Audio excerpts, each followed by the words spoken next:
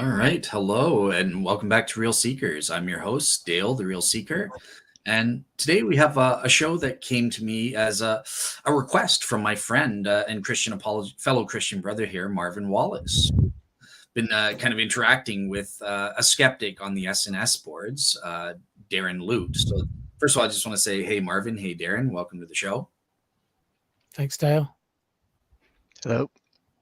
Awesome. And Marvin, obviously you've been on the show before, starting with you. So I won't ask you to introduce yourself and that sort of thing. But do you want to just kind of give an update? Have you been up to anything that you think the audience would be interested in, apologetically, or?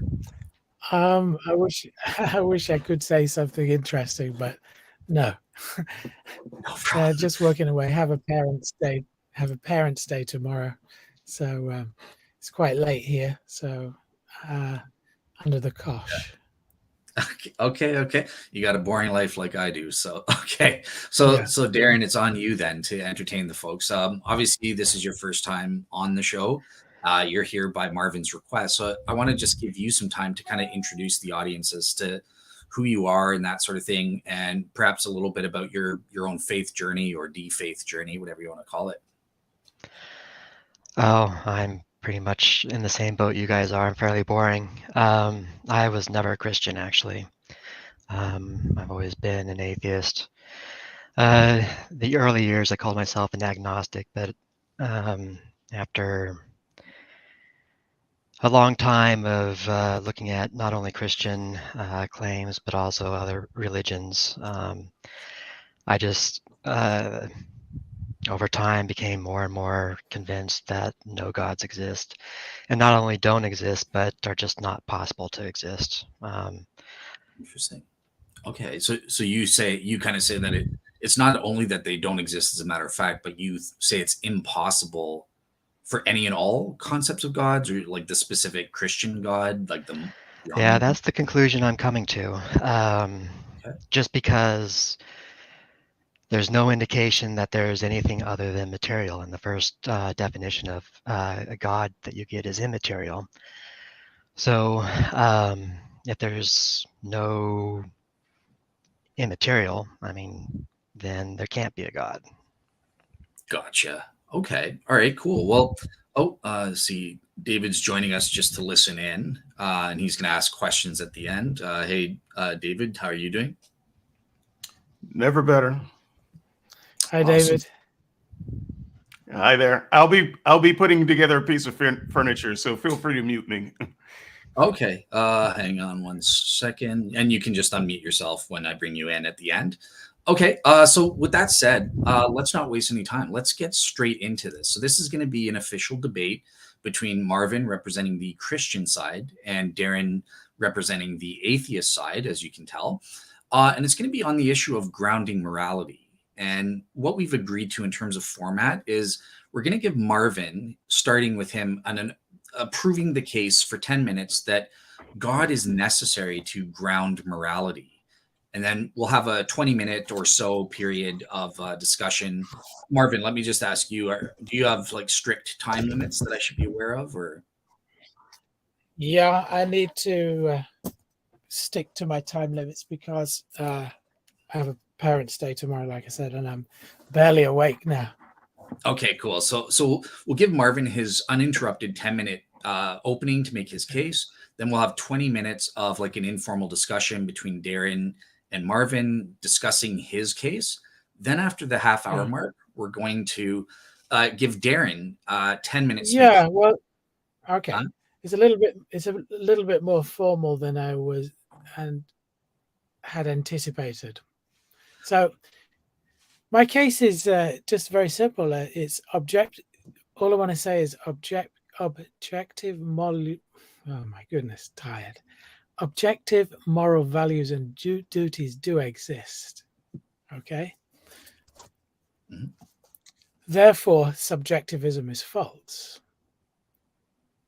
Okay. Okay.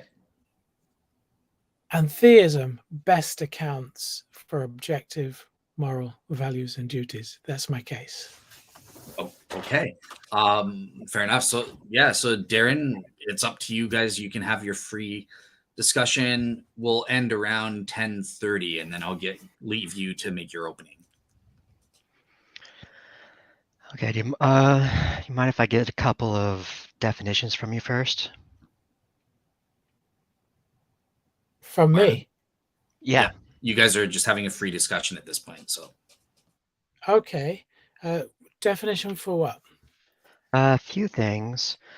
One, what do you mean by grounds morality? Grounds are best, I'd say, best accounts for the existence of morality. Okay, so grounds morality is just a synonym for best accounts for? Yeah, it's okay. I can go with that. Yeah. Best accounts for the existence of morality. Yes.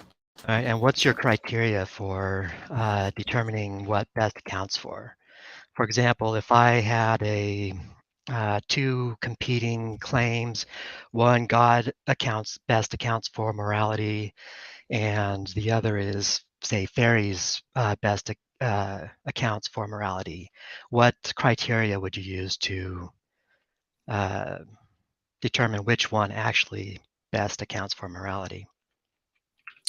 Okay.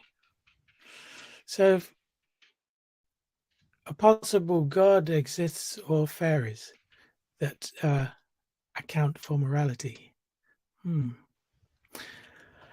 I can't see why. I can't see why fairies could be a possible explanation for the existence of morality. Why Right, would that be the case? what I'm looking for is sort of the criteria that you gauge those kinds of claims, because it seems to me like best accounts for is partly subjective. If God exists, is the first and the creator of existence, okay, created order, but a fairy is a contingent being. So since a fairy is a contingent being, I can't see how a contingent being could be the cause of the way things are, because a contingent being is a created being, because it's not a necessary being. So I just can't see how a fairy could be the first cause, and therefore, and the creator, and the designer, and therefore the best account of morality. Okay, so your criteria there, for, if I'm reading that correctly, seems to be what makes sense to you? Not necessarily what makes sense to me, but what is plausible and what can be adduced from looking at argumentation. Now, if you look at that's an fairly argument, subjective, right? if you look at not really, I think it's. Let me put it like this: could a fairy, even in principle, be a first cause? Well, like I said at the beginning of the show, I don't even think a god can be, in principle, the beginning of My the question universe. to you is: could a fairy, even in principle, be a first cause? Sure. It could be. So a fairy could survive the singularity. Well, I mean, if we're just making up If the beings, then the universe fairy can do started in whatever we make it up to do, right? what the dictionary definition is not of a fairy is not it can do whatever you make it up to be. It's a certain kind of being, isn't it? So a fairy could survive this space-time. Well, let's not get too off topic here. I'm trying to cause. figure out what's the criteria. I'm just And telling so you far, it why seems to be whatever you fairy think can't be is the. plausible. So, Say that again, well, please. I'm trying to figure out what's the criteria for thinking that something best accounts for something else. And so far, it seems to be like whatever you think is plausible. Is there any other criteria, or I mean, What do you mean by like whatever I think is plausible? It's not what I think is plausible. It's just about what anybody thinks is plausible. Well, I don't Right? think that a god is And we do plausible, that so by that's not. we It has to do be that something by more than just that. we're doing it by abductive reasoning, right? You say that a fairy could be the first cause and thus the reason that we have morality, but I'm saying, well, a fairy can't be the first cause because a fairy doesn't have the kind of properties that a first cause needs to have. Well, I don't think a god can be a first cause either. One of the properties that a first cause needs to have in some ways to be able to survive infinite density. A fairy can't survive infinite density. Okay, but I guess my point is that I don't think a god is plausible. So the criteria has to be more than what everyone thinks is plausible, right? Yeah, by your own criteria, that's your subjective opinion, isn't it? Well, and it's your subjective opinion that what I'm saying is what the arguments point to and what the evidence points to. Well, we'll get to that later, but I don't think you actually have any evidence. But okay, so we're not getting too off track here. What are there any other criteria other than what you feel is plausible?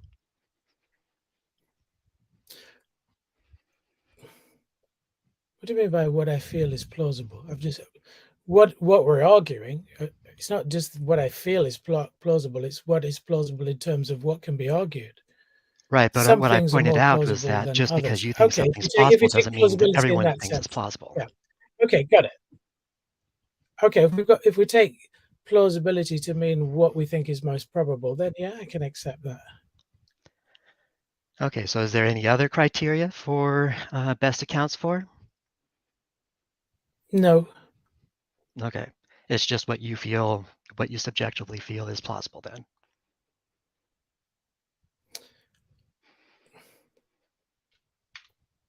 So we go over the point again. Well, I would just want to verify that I'm getting this right. You want to verify you're getting what right? What the definition of a best accounts for is. In your mind, best accounts for is what you feel is the most plausible. Am I getting that right? Well, I've pointed to abductive reasoning. Okay. Right, and that's how you get to what you feel is most plausible. Yeah, well, if you want to characterize it as what I feel, then you can do that. But I say it's abductively reasoned. Okay, so if I say that something else is the best account of morality, and you think and you say that God is the best account for morality, then basically all we're saying is that I think, in my opinion, that something else is more plausible than a God, and you're saying that, in your opinion, God is the most plausible reason for the account for morality. Well, you can look at it like that, but if there's a non-plausible account versus a plausible account, and then you say that the non-plausible account is what you feel, then that's up to you. Right, but it's up to the listeners right, but what's decide plausible or not plausible is completely subjective, right? Because I could find something that you think is plausible, unplausible, and you could find something that I think is plausible, completely unplausible, right? Well, in a certain sense, but in another sense, you can't say things that can't be a candidate for plausibility and then tout them as being plausible, like a fairy. Well, to be fair, I think you're doing that exact thing when you say a god. Because a fairy is a contingent being for a start. So a contingent being can't be the first cause. Right, but you're doing exactly what you're saying that I can't do. Since a contingent being can't be the first cause, right? And it can't be a designer of everything that exists. It can't imbue us with whatever it is that we have that make us like that God or the way we are. So there's plausibility in that sense. I mean, everything is probable. You could put it like that, but not everything is plausible. Okay, and I'm appealing to at least what you put forward as a candidate for being the cause of morality must be plausible. If the contradictory or negation is less plausible, then, like I said, it's up for the viewers to decide. Well, I mean, reality is or it isn't. So it's not really for the viewers to decide. They can make their opinions about reality, but reality either it is or it isn't. So I understand, but neither of us I don't think dictate God is reality, plausible at all. Yeah, reality is what it is, but neither you or I dictate reality. The listener makes up their own mind about what is reality. Well, sure. That's why we're making the case. Right, but like I said, I don't think that a God is even possible. So something that's not even possible can't be plausible. So if you want to Well, say you that think God is more plausible, you, then you that's a think non-starter for a me God right is there. you think a God is not plausible. I think no God is not plausible. So there we go. Okay, so how do we go about determining which one of us is correct then?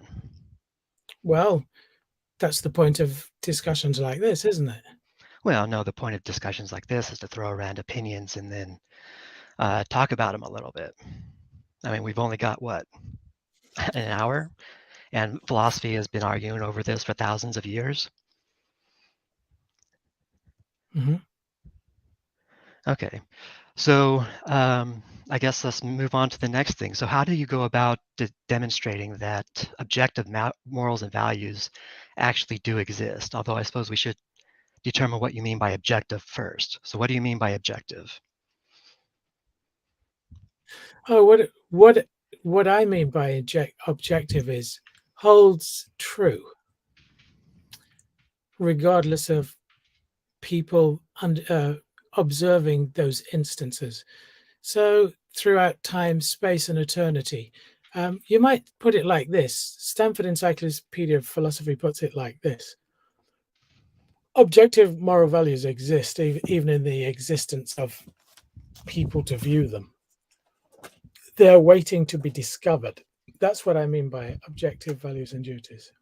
Okay, so how did you discover that objective moral values and duties exist outside of the people observing them? Pardon? Again? Could you say that again? So how did you discover that objective moral values exist outside of the human experience? I don't know what you mean because I'm a human. Well, you just said that objective means that it holds regardless of people observing those instances. It's something we discover, right? Yeah. So how did you discover objective moral values and duties? What you say doesn't follow. So you Okay. say that objective things are discovered, and me asking you, how did you discover them doesn't follow? Yeah, but you just said outside of humanity or something like that. So you're asking me, how do I know that what objective values and duties are? Sure. Know them intuitively. Know them a few ways. I know So how them does intuition Well, let me indicate that they're explain. You're objective? asking me to explain. I'm trying to explain, right? Go ahead. Right. You asked me how I know, and I'm telling you how I know, or how I think I know. Okay. First, I would say that there are divine commands. Those are translated in the Bible. Second, I would subscribe to virtue ethics. So the life of Jesus tells us how to live our lives. And those are grounded, I think, in the kind of people that we are. We are given a moral kind of compass. What I would say is moral intuition. So those are how I know, or how I think I know. Right, but none of those point to an objective morality outside of the human condition. Intuitions are completely human. I mean, divine command you might be able to do if you can figure out a way to show that the Bible actually is divine commands from God. But moral tuition, that's just humans. That's not outside of humans. I don't get your point because, like I said, I'm a human. So how do you expect a human to have experience of something that is non-human? But we're constituted in a way in which we have moral intuitions. Well, you're and saying those objective. So, You're for saying example, objective morals exist outside of the human condition. That if no people no, I existed, didn't that say that. objective morals would still exist. What I said was that is the Stanford Encyclopedia definition. Okay, then what's And your definition? what the Stanford Encyclopedia definition is, it's not saying that those laws exist somewhere in space. It's saying that they are binding in such a way that even if people, conscious agents, weren't here to observe them, they would hold true. That's what it means. Okay, so how does your intuition mean that the morals that you think you have hold true in that way? Well, let me quote atheist philosopher Louise Anthony, who says, when you hold a moral intuition and it's obviously more true than it's contradictory or negation, then you have no reason to believe it's contradictory or negation. For example, and the standard textbook moral truth that is given is torturing babies for fun is wrong. I can't see any way ordinarily when that is right. Can you? Well, if you're asking my opinion on it, that's subjective by definition. So asking me my opinion doesn't get you to objective. I'm asking you, Okay, how do you get to that's objective really by your cool. intuition? So that's just your opinion. So your opinion could change and it could be okay. Well, I mean, that's how your God works, right? I'm Yeah, asking you he about slaughtered all subjective. sorts of I'm babies. asking you about subjective. You asked me about objective moral Right, but if we're going to realism. stay on point, How do I then we're know talking that? about objective morals, right? Not subjective You asked morals. me. Okay, you asked me how I know objective morals exist, right? And I've stated, well, they're obviously more true than the contradictories or negations. Well, that's your opinion, Okay? sure. Then I've given you an example of an objective moral value, and I'm No, you gave asking me you, your opinion of an objective okay, moral value. so since it's I'm my asking you, how do opinion, we get from your opinion to actual since it's objective? my opinion, right?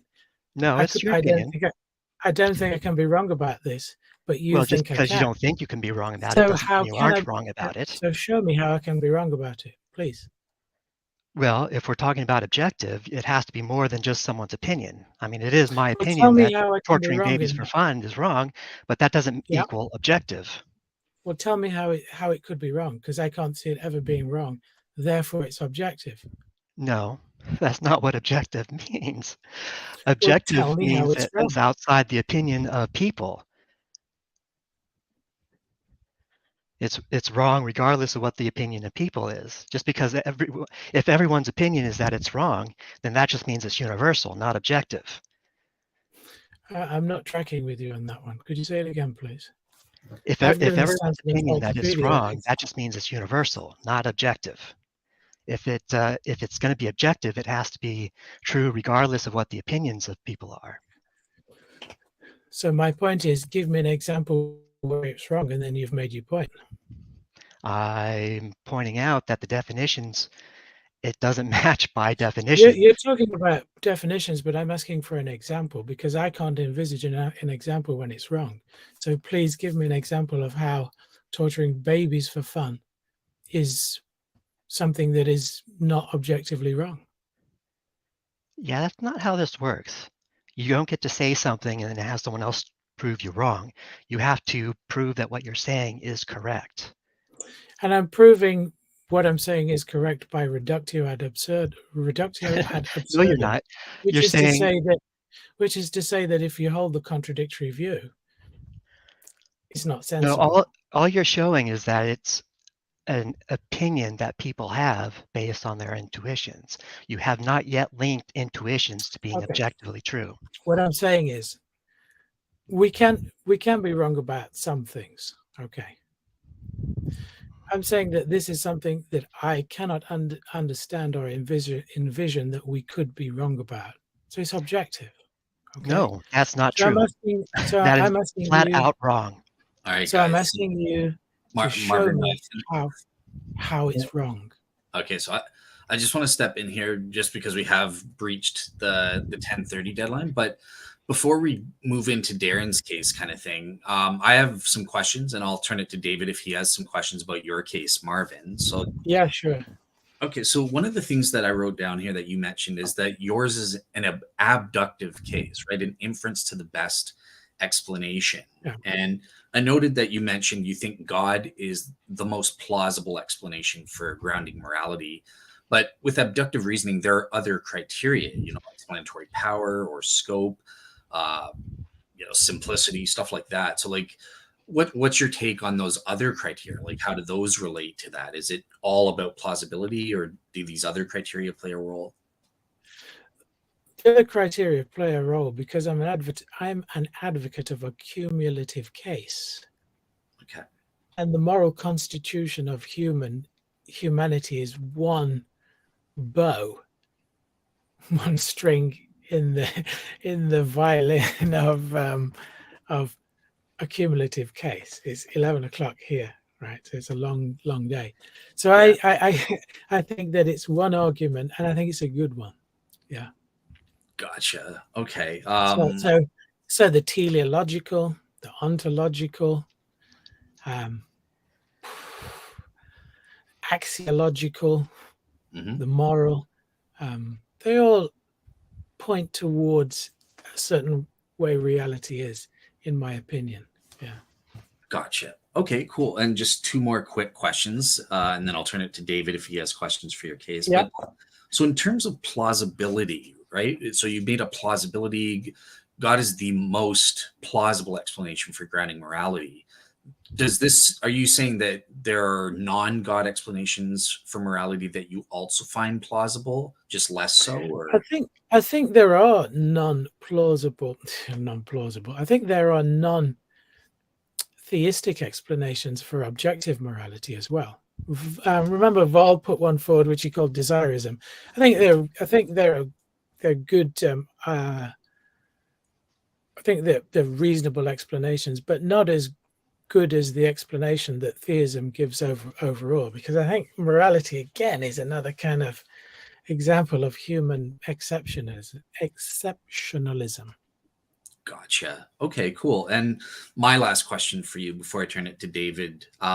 So I noticed you guys were going a bit back and forth on objectivism versus subjectivism. I don't know when I've debated David back when I was the host of SNS, I kind of argued rather than arguing for objective morality, which I think is true. It's a good way to go personally. But I kind of try to avoid that by arguing for necessary moral truths. I think the necessity of the moral truths is a stronger avenue and avoids confusions about what is objective. But I'm just wondering, like, what's your take on arguing that certain moral truths are necessary? They're true in every possible world. I don't know if you've heard. Yeah, that's a good one. A modal understanding of truth. Yeah, I think it's a good way of arguing. All right, cool. Yeah, David, do you? I argue objective. I argue for objective moral realism because, for me, it's just kind of obvious. Gotcha. Right. Right. And it's your opinion that if it's not true, I want to know why. Right. And since it is true, what is the best account of it? All right, cool. David, I'll bring you in at this point if you have a 2 or 3 questions for Marvin based on his case. All right, I'll try one. Can you hear me okay? Yep. Yeah, fine. Okay. Marvin, let's assume there's a God. Yeah. I know that Darren wouldn't want to assume that, and I don't like assuming it, but let's just see how much we can give up. Let's assume there's a God. Could that God not have created moral apparatus in us without objective morals? In other words, why couldn't this God have created a subjective moral system so that we could work it out ourselves? He gave us taste buds, but there is no objective great taste. He gave us a sense of smell. There's no objective sense of the best smelling thing. There's no objective sense of the most beautiful picture. And so why is it necessary to you that this God could not have given us a subjective sense of morals so that we can work it out ourselves, and that he must have given us some type of objective morality deep in our bones? Well, I think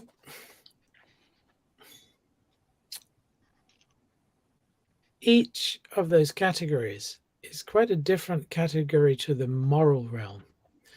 And morality has a sort of a feeling that is quite different to taste, for example.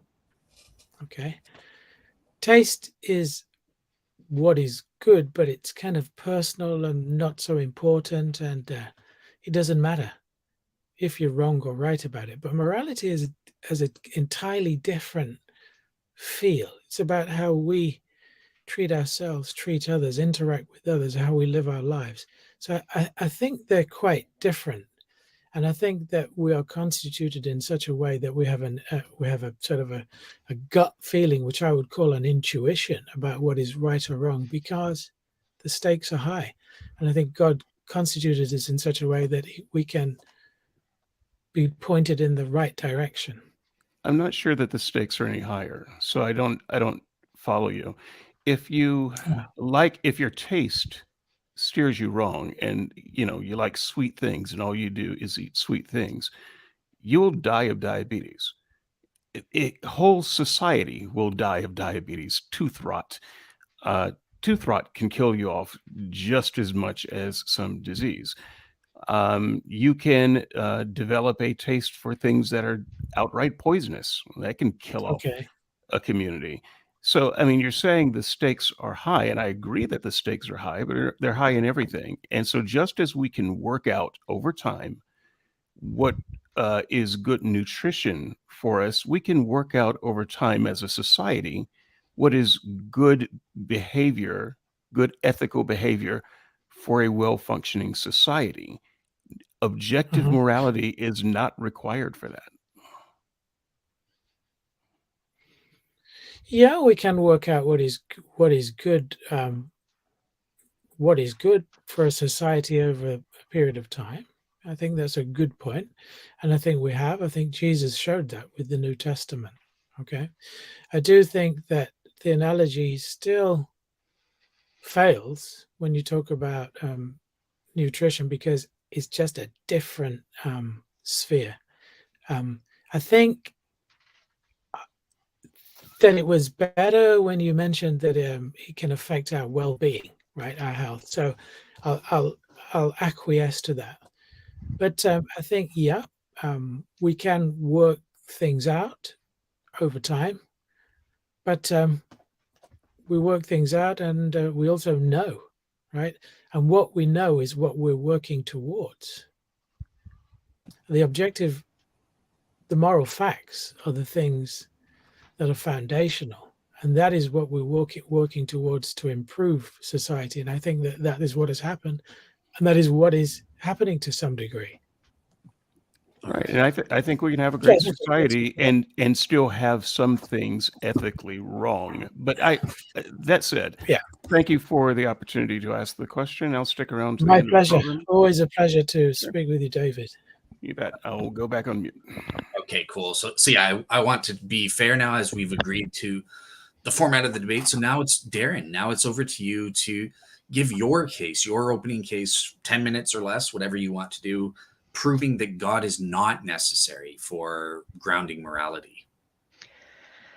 Yeah, I mean, if all you mean for grounding morality is the best account for, and the best account for is what you feel is plausible, and it's your opinion that what's plausible, what gets to be called plausible or not, then I would say it's easy enough, because I don't find God plausible.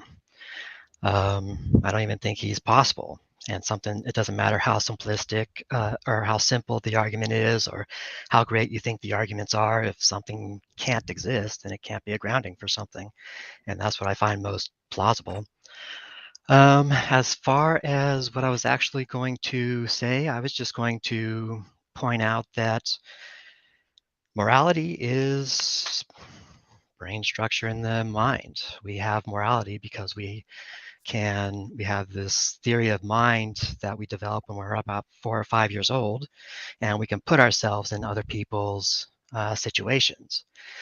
This is turned on and off depending on whether they're in group or out group, and it's not any one structure in the brain, but it's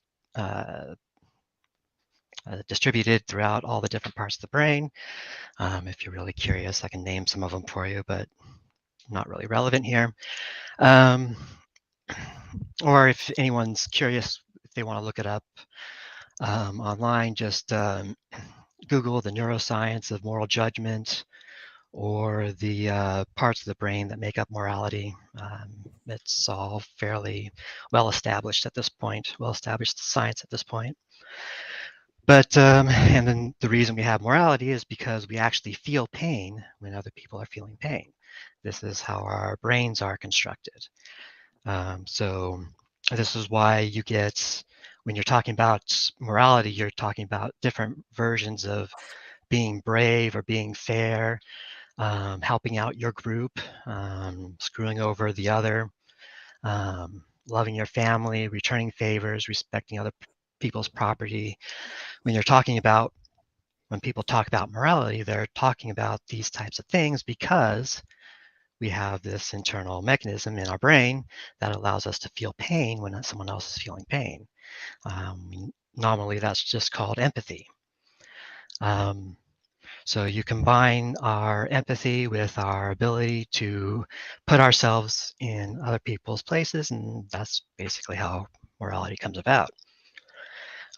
So you've got the philosophy of morality that's come about trying to explain this phenomenon. And a lot of times they'll talk about should haves or is the odds, but most of that's largely irrelevant because whether we should have morality or not is completely independent from the fact that we actually do have morality because of the brain structures in our brain. We actually do feel for other people. And so to give Marvin's example of torturing babies for fun, most people don't do that because they have these brain structures in their brain that makes them feel the pain that the baby's feeling. So that's why we don't torture babies. Now, a psychopath, on the other hand, that doesn't have these brain structures, he's not going to have any problems torturing babies for fun because he doesn't have this, his brain's not set up to feel the pain of others. So it's not a universal thing that everyone thinks that torturing babies for fun is wrong because psychopaths have no problem doing it. And I guess that'll cover everything for now. Okay, awesome. So yeah, at this point, I'm going to open it up to free discussion, and you guys saved a lot of time. So I see, I'm just going to show this little comment. Hold on one second, because one of the co-hosts, I forgot to mention, so this isn't just a Real Seeker show. During the month of March, Tyler Fowler and David Russell are taking vacation. So this is also on the Faith Unaltered podcast. And I think David's going to be posting it on Skeptics and Seekers. So you get 3 podcasts for the price of 1 today. But hello, Tyler. Nice to see you. All right, cool. So yeah, with that said, I'm going to butt out as promised. And Marvin and Darren, you can have a free discussion for the next 20 minutes or so before question period. Great. Hi, Darren. So you mentioned some interesting things there. So morality is part of the brain structure. Is that That's correct? what the science tells us. Okay. Well, it's certainly not all the science. It's the science you want to put forward today, huh? So Well, how no, it's does established fact in the neuroscience.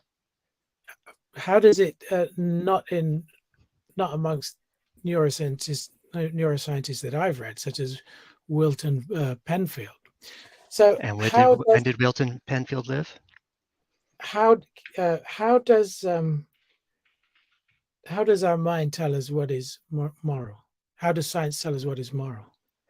Science doesn't. The structures in our brain make us feel pain when other people are feeling pain, and we've built moral structures around that feeling. So morality is the avoidance of pain. Yeah, that's where the phrase "can't look yourself in the mirror" comes from. Okay, because I'm thinking of an example that I wrote about in India, and it's the idea amongst Indian women that you must, well, what they found was, what scientists found was, they were shunning anesthetic at childbirth. And the reason they were shunning anesthetic at childbirth is they felt that they must go through some pain in childbirth. And the reason that they wanted to go through pain in childbirth is because they think it binds them, creates a bond with the child. So that's an example of where a society thinks pain is good. So is morality, if morality is reduced to the avoidance of pain, how do you account for that? Well, when you're comparing two pains, you've got one pain over another, and if their brains don't register it as pain, then that's going to inform their morality. No, they said it's painful. Well, for Indian women, I think giving birth is painful. It's not less painful than it is for Caucasians or Africans. Well, if you're comparing the pain of birth versus the pain of morality, or if they've grown up with the ideas that that is the moral thing to do. I mean, for example, I've talked to a lot of Christians where God commanded that you kill people on his favorite day for picking up sticks. They think that's okay because that's what their religion has told them is the moral thing to do. So they don't actually have that moral pain, and and their God is telling them to do something, so that's what they do. I mean, it's not like the moral structure of the brain is the same for everyone. I made a point to point out that psychopaths don't have the moral structure at all, and those that do have it are obviously going to be influenced by the people and cultures around them. Yeah, that's not the point I made. The point I'm making is that if you say that science tells us that pain avoidance is what triggers a certain sort of moral response, what we find morally praiseworthy or blameworthy, I just wanted to give you an example of a widespread practice in which pain is welcomed. And if that's the case, because they think it has a good, is good, right?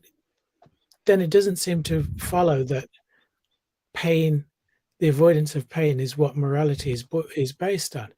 And yeah, psychopaths for sure are broken Well, people. you're conflating two different things. You're conflating the pain we get from the structures in our brain that manage morality and pain, physical pain that everyone feels that they have to go through just because that's the part of life. I mean, you're conflating two different things, so that doesn't really show what you think it does. Yeah, I don't know how I'm conflating two things. I'm talking about pain. I'm talking. Well, yeah, but there's lots of different pain and a lot of different reasons for pain, and we can compartmentalize pain in a lot of different ways. It's not a pain officiates all type of thing. Yeah, my point is, what I'm trying to say is if morality is a psychosomatic response. I didn't say that.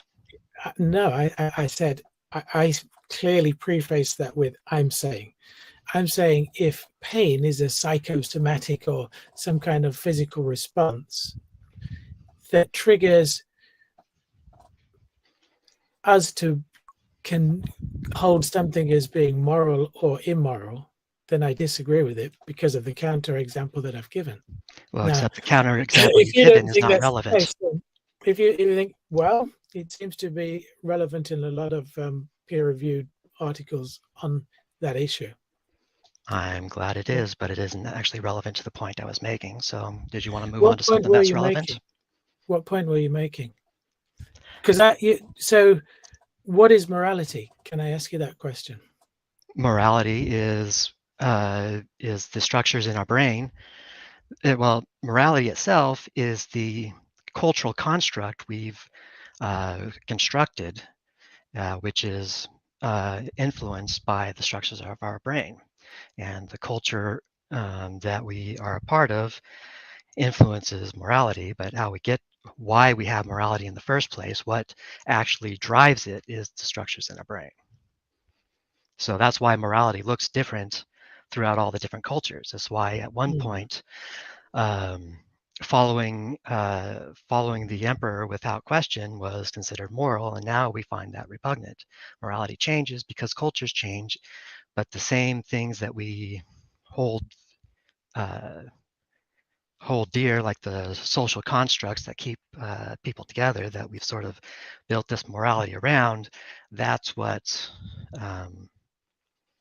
how it all sort of works together. So pointing out one specific thing in one culture that causes pain doesn't really prove your point, because it's a lot more complex and, as you would say, nuanced than just pain. So morality is what? Morality is a social construct we've created. That's why It's totally each culture has different morality. Is morality totally a social construct? No, it's grounded, as you would say, by those physical structures in our brain, which is why some things about morality, like loyalty, honesty, that kind of thing, tend to be in all parts of culture, and while a lot of the peripheral things like homosexuality, STDs, sex before marriage, that kind of thing changes, or complete loyalty to one person. So yeah, some of that I'll agree with. I'll agree with that. There are certain things that seem to be the same across cultures. They call that moral convergence. But I would argue that the reason for that is because we have an understanding of what is right or wrong, not because it's constructed. Not right, and we have an understanding because of the structures in the brain that cause us uncomfort when we it's constructed go against it. by the brain. Because what do you mean by it's constructed by the brain? How does the brain construct it? How does the brain construct what is right and wrong? I don't know. I don't remember saying constructed, but if I did, I meant influenced. Okay. How do we arrive at what is right or wrong? I'm just not understanding your view from what you've said. It's all basically social constructs influenced by the uncomfortableness we feel from the structures in our brain. So okay. So there's no the way things should be. There's no right or wrong. That completely depends on what you mean by right and wrong. If by right and wrong you mean some dictates by a god, then no. If by right or wrong you mean harm to other people around you, then yes. There's no sort of principle that harming people around you is either right or intrinsically right or wrong.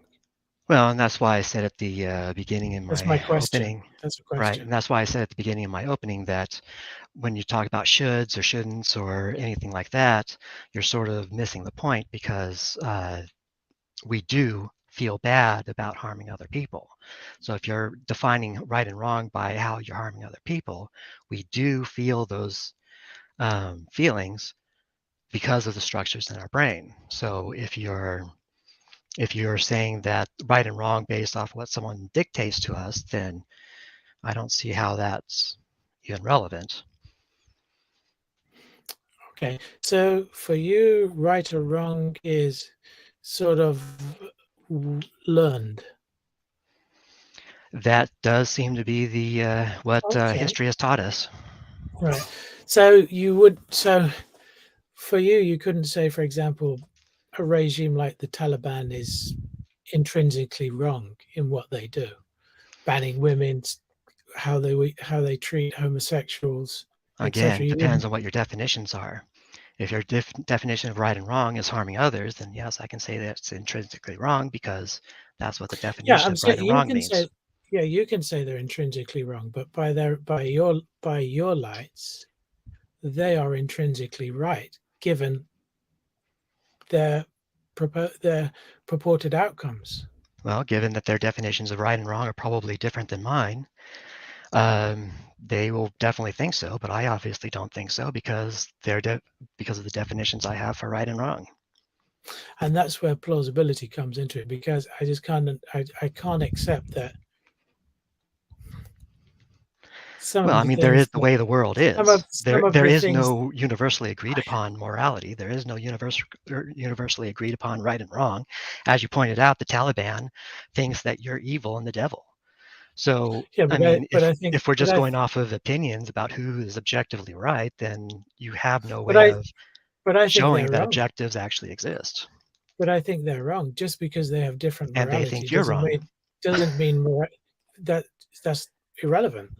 Just Well, and means it's irrelevant to them either that you think they're wrong. either both of us are wrong or one of us is wrong, right? Maybe. That's the logic of the thing.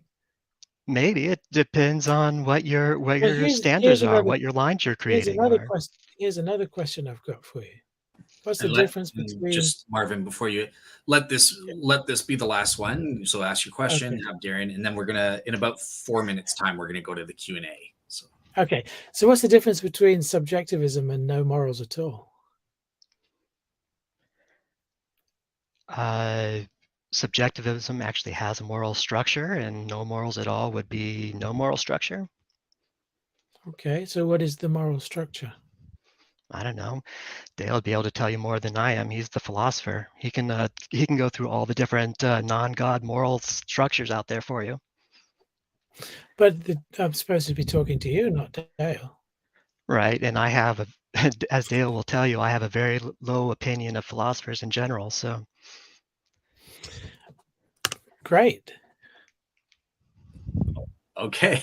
Okay, well, with that said, let's get into the Q&A then. I think, let me just ask you, both the participants, do you both feel that you got to present your cases like fully to the best, obviously within the time limits, but the best you could? No, certainly not. I'm half asleep. Oh, Right? okay. I'm shattered. It's 12 Was o'clock. See, there's not much I can awake since do 6 as a o'clock. host because you're living Yeah. over in Hong Kong, Darren's Pacific time, so I had to. Well, find some- totally appreciate it. I just know that if I didn't turn up, it would be considered an excuse, right? So I had to tough it There out. you go. There you go. Well, this whole thing was your idea, so yeah, Yeah. you have to show up. Okay. And I appreciate Darren turning up, giving his case. I Awesome. appreciate that. Okay, cool. So obviously Marvin's got time limit. So I'm just gonna ask. I had about at least 3 or 4 questions, just to save time. I'm just gonna ask 2 of them to you, Darren. Okay, so one of the things that you mentioned, the first thing that you mentioned, is this notion of yours that God is not. Forget about God not existing. God's not even possible. Mm-hmm. Can you briefly, just very briefly, just kind of sketch a couple of reasons as to why you think he's not even possible? Sure, I'll try to keep this brief. For one, the immaterial has never been demonstrated to even be real, much less possible or even probable. When you asked Christians for what the immaterial is even supposed to be, they can't even, at least in my experience, they can't even tell you what it is. It's sort of like telling you that a circle is not green. I mean, I guess you can use that as a definition, but it doesn't really tell you what the circle is. And then you also have the fact that certain definitions of God, let Darren finish, and then you. Sure, certain definitions of God, like greatest conceivable being, I think that's a pretty obvious thing. That greatest conceivable being wouldn't allow cancer in his creation. Therefore, greatest conceivable being doesn't exist. So there's some logical things I don't think could exist. I mean, sure, the Egyptian or Greek gods could potentially exist, but I think it's so unlikely that I label it as 0. Gotcha. Okay, Marvin, just take like 1 or 2 minutes to give your response because you wanted to say something. I was just gonna say about philosophy of mind, that the mind is an immaterial substance that exists. That's the claim. So I would argue from that immaterial can exist, and that is the claim. Yeah, it is the claim. Yeah, sure. That's the claim. Unfortunately, no one's ever been able to back it up. So, well, that's opinion, because I listen to the naturalists and the materialists, and It's Well, not. that must be why we have a not- science of the It is immaterial then, not right? not plausible at all, in my opinion. All right, cool. All right, so my last question for you, Darren, and then I'll give it to David for a couple questions, and then we'll go to audience questions. But my last question for you, so Darren, you mentioned something very interesting to me about empathy and our brain structures and stuff. When I was taking my ethics grad seminar for my master's, I was working with a philosopher, Dr. Roberta Cornegay, she kind of was teaching us one time that there's a distinction between empathy and sympathy. And she kind of more stresses sympathy would be more important for morality, because it's not always moral or good to actually feel other people's pain and stuff like that. Whereas sympathy is more appropriate. You can understand and act accordingly. And that's more, she was saying that sympathy is more consistent with moral action than actually feeling or putting yourselves in the other's position. But do you see a distinction? I know that's a technical question, but yeah, is there a distinction? I would say that those are different gradients of the same thing. Okay. You're basically putting yourself in someone else's shoes, and then how strongly you feel about that would be whether you're empathizing or sympathizing. Gotcha. Okay. All right, cool. David, I'll bring you in at this point, and you can ask a couple questions to Darren about his case that God's not needed there. Okay. So actually, a question for you, Darren. In your idea that there could not be a God, I understand that it might be reasonable to say there can't be certain conceptions of gods, but could there not be something so powerful and so not understood that it might be called a god? And let's just let go of the preconceived definitions of that. Couldn't there be, for instance, an evil god or a deist god that just doesn't give a damn either way? Are those constructs not possible? Well, I think to even evaluate that question is impossible in itself, because you're saying that it's unimaginable. And if you can't imagine something, then I'm not sure how you evaluate its possibility or not. And I don't even know what you mean by so powerful. I mean, what does that mean? What kind of power does he have? I How suspect does it work? I suspect that there could be alien beings, for instance, that seem so that are so capable of doing things that we can only imagine. Right, That but we at that might, point, you're putting constraints on the concept. So well, but that's alien beings are physical. We know that physical things exist. When right. you're talking power, it's knowledge So that what I'm asking you is, can you not step outside of the constraints of the concept that you have and acknowledge that on some level there could be something that someone would call a god?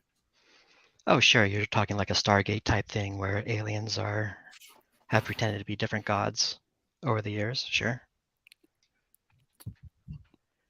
Okay.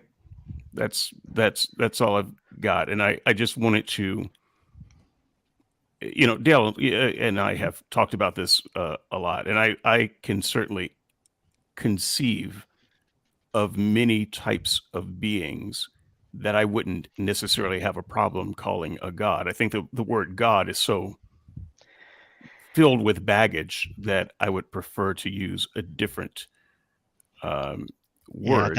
I would just say anything immaterial, because as far as all the neuroscience says, despite what Marvin claims is his opinion, the neuroscience is pretty clear that the Right, mind is but outside, if material. it's something material, you could acknowledge that there could be something that could conceivably called a god. Sure, but it's also understandable. That's all I got. All right, cool. So let's turn to audience questions, and I have to start with, as the host of Faith Unaltered, I don't know, but this one's special, so I'm assuming this is a super chat because it's colored green for Faith Unaltered podcast. But yeah, so the Complete Sinner's Guide, and aka Tyler, he asks, if the psychopaths lack the mechanism, do they lack culpability as well? If not, why not? So I'm assuming this is for Darren, but we'll have Marvin give his response after. So, yeah. Culpability is actually kind of interesting. I'm sure you've all heard of the pedophile that got the tumor removed and he was no longer a pedophile, and then the tumor grew back and he was a pedophile. It's sort of, I don't know, it's a hard question. And if you're just looking for vengeance, then it probably doesn't matter one way or the other if you're culpable. But if your legal system is set up for rehabilitation, then I would say that it's best not to think of people as culpable, but as needing to be, I don't know, fixed, for lack of a better word. I would just. Did you finish, Darren? Sorry. Yeah, go ahead. Okay. I would say if a person is not functioning right, then they're not culpable. I think this is carried out in American courts of law. There was a case, was it the Dallas shooting? I forgot, or was it the Denver shooting, where the shooter not a couple of years ago was declared criminally insane and thus not culpable. I think the same applies to the moral question. Unfortunately, they're not culpable. Gotcha. So you, Marvin, you kind of, just to follow up And I on say that, unfortunately because the idea is that you know, from a selfish point of view, I'd like them to be punished for the crime, but if they're not mentally responsible, then they're not culpable. Gotcha. Okay, cool. So let me just scroll down here. Got a couple more questions. Okay, so this one. So again, I'm thinking this is aimed at Darren, but both of you will respond. So morality changes. Think of the ant gloves some tribal groups use for boys to transcend into manhood. It seems like pain. So that you guys were debating about pain, avoidance of pain. Mhm. It seems like pain may be a good starting point, but it's not the end all be all. There's more to morality. So, yeah, I guess you know what, Marvin. We'll just start with you, just to be fair. So, yeah. Well, I think that was the point that I'm making. I mean, if you kind of reduce morality to the avoidance of pain, which is in some ways what the utilitarians did. You do run into all kinds of problems. And I agree with what the poster writes, insofar as that he's saying, you know, in this society, pain is to be desired. So if morality is a brain structure that is just there to avoid pain, I can't understand it. Gotcha. And Darren? I would say reality is what it is, regardless of whether we like it or understand it. And, you know, as I said to Marvin when he raised this point, it's a lot more than just pain. And what we experience on the subconscious level is going to be a lot different than what we experience on the conscious level. And morality is on the subconscious level when we're talking about pleasure and pain. Gotcha. Out of curiosity, I don't know what he's talking about. What are ant gloves that some tribal groups? What is that about? Does anyone know? Or My guess, I don't know for sure, but if I had to guess, I would say they put a glove in an anthill and then transfer the ants to the boys. Okay. Yeah, is that what you were going to say, Marvin? Fire ants. Yeah. Fire ants. Okay. Basically, to endure the pain is a symbol of a rite of passage. I think that the Sioux Indians had another such scenario in which they hung you by your skin, and then if you were able to endure that, then you were considered a warrior. So there again, pain is to be desired as the moral good thing in that society. Okay, all right. Which makes me question that it's a brain function, and I wonder if morality is on a subconscious level. Is it something programmed into us by evolution? Not the way you've worded that now, because evolution is not a conscious thing that does actively programming. but it is something that is a result of For evolution, for since sure. that's how we I don't think. create societies. Could you say that again, please, Darren? It's not Could you like a repeat that, conscious please? thing. Yeah, it's not like a conscious thing where evolution is making trying to program us, but it is something that evolved because we're safer and able to reproduce better in societies than we are solo. So anything that increases our ability to reproduce through society is going to go ahead and survive to be passed on to the children. Right. Because you've got a whole series of evolutionary debunking arguments as well. When we think about evolution sort of imbuing us with morality, we can think of evolution working another way, producing another morality. Sure, if we had evolved from lions, then we would be talking about whether eating our children was moral or not. Oh, I think. Okay, cool. So do you think that there could be a scenario in which humans would think eating cubs okay? Sure, if we evolved from lions and that's an instinctual thing for them, sure. You think humans, if we'd have evolved that way, could end up eating our offspring, killing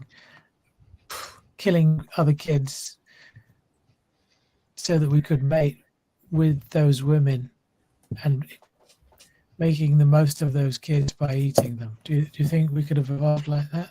Sure. I mean, we already have examples in the Bible where we go in and kill infants and children and everything else. I mean, it's not that much of a stretch to add cannibalism onto that, considering we do have cannibalistic cultures in the past. Mm-hmm. But could we have evolved so the whole of society behaves like that? I don't know. The whole point of having a society is having people that come together as a group. I know that Jewish tradition for a long time before they became what they are today, that they had to sacrifice the firstborn to their god. So maybe. Yeah, as long as there's lots of children being made, and not all of them are being eaten, I suppose. Yeah, it's not like lions eat all of their cubs. It's usually just the ones that happen to be with whatever woman they want to, or whatever female lion they want to mate with at the time. I would say that's true. Lions don't eat all of the cubs, otherwise there wouldn't be any lions. Mm-hmm. Okay. All right. Fair enough. So this time we have a question from someone who's no stranger to any of us. Brian with an I. I suspect he has two eyes, but so Brian says, is it pain that is desired or the ability to withstand and overcome pain? So yeah, I think Darren, we'll start with you this time. Well, I think getting hooked up, it's sort of beside the point, this whole pain thing. We feel discomfort for doing wrong things and we feel pleasure for doing good things. It's sort of on a psychological thing. All these examples that are coming up about withstanding pain is usually something that's not a moral act. It's usually like a rite of passage or something that they want, good things for the children. So sort of like taking your child to the doctor. Of course, they're going to experience pain. It doesn't mean you feel good about it all the time. And when you do, it's usually because it's a cultural custom like circumcision or something like that. Okay. All right. Marvin. Yeah, Marvin, go ahead and answer this and then we'll finish off because I know you got to go. So. Yeah, no comment. No comment. Okay. All right, cool. So that's it. I got my little private chat note saying Marvin's got to bow out. So just want to say, thanks for doing this debate on both sides and sharing your perspectives on why you think you're right. My pleasure. Awesome. Yep. All right, cool. So with that said, Dave, thanks. Thank you. No problem. I hope it met your expectations. This show is for you, Marvin. So cool. We'll have a great Thank you so much. No problem. All right, take care. And for the audience, when I'm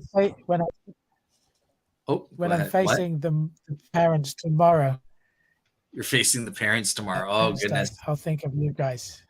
Sounds good. Sounds good.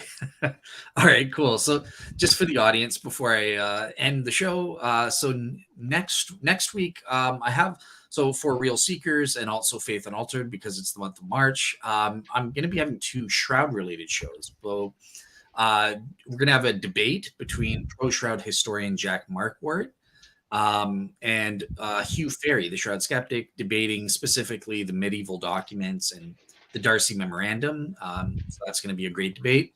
And then we have somebody new, Michael Kowalski, who's just written a book, and he's got some groundbreaking new research on the carbon-14 that nobody's heard of, refuting that. So we're going to be talking about that. So yeah, with that said, have a great week, everybody. Have fun. Bye.